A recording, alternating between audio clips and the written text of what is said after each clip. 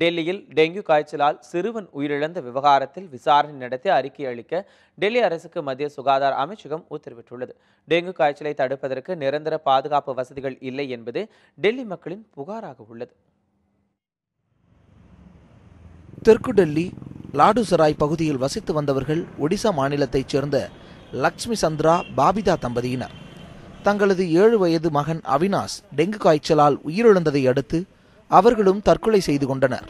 இதுகுறித்து இறந்த தம்பதியரின் உறவினரிடம் நாம் கேட்டபோது மருத்துவர்கள் உரிய நேரத்தில் சிகிச்சை அளித்திருந்தால் சிறுவன் பிழைத்திருப்பான் என்றும் இவர்களும் தற்கொலை செய்து கொள்ளாமல் இருந்திருப்பார்கள் எனவும் தெரிவித்தனர்.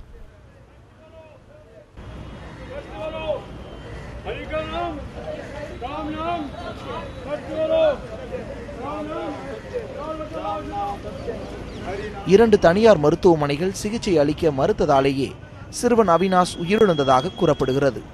சிறுவனின் பெற்றோர் தற்கொலை செய்து கொண்ட இடத்தில் கடிதம் ஒன்றும் கைப்பற்றப்பட்டுள்ளது.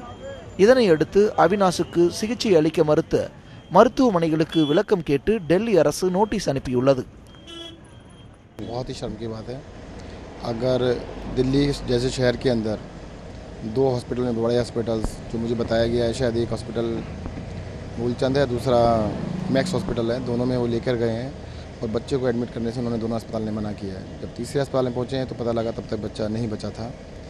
बहुत ही दुखद है। दोनों हॉस्पिटल्स को हम तुरंत नोटिस इशू कर रहे हैं और दिल्ली के सभी अस्पतालों को हम आदेश दे रहे हैं कि अगर इमरजेंसी में कोई भी केस है तो उसको लेने से मना नहीं करेंगे. மழை காலங்களில் டெங்கு காய்ச்சலின் பாதிப்பு இருக்கும் என தெரிந்தும் டெல்லி அரசு எந்த ஒரு முன்னெச்சரிக்கை நடவடிக்கையும் எடுக்காமல் வேடிக்கை பார்ப்பதாகவும் இதுபோன்ற சம்பவங்கள் நிகழும் போது வெறும் கண் துடைப்புக்காக பூச்சிக்கொல்லி மருந்துகளை தெளித்துவிட்டு செல்வதாகவும் குற்றம் சாட்டுகின்றனர் பொதுமக்கள். क्या क्या करना चाहिए? जो मच्छर भगाने का दवा छिड़कना चाहिए, धुआं छिड़कना चाहिए, पहले होना चाहिए था.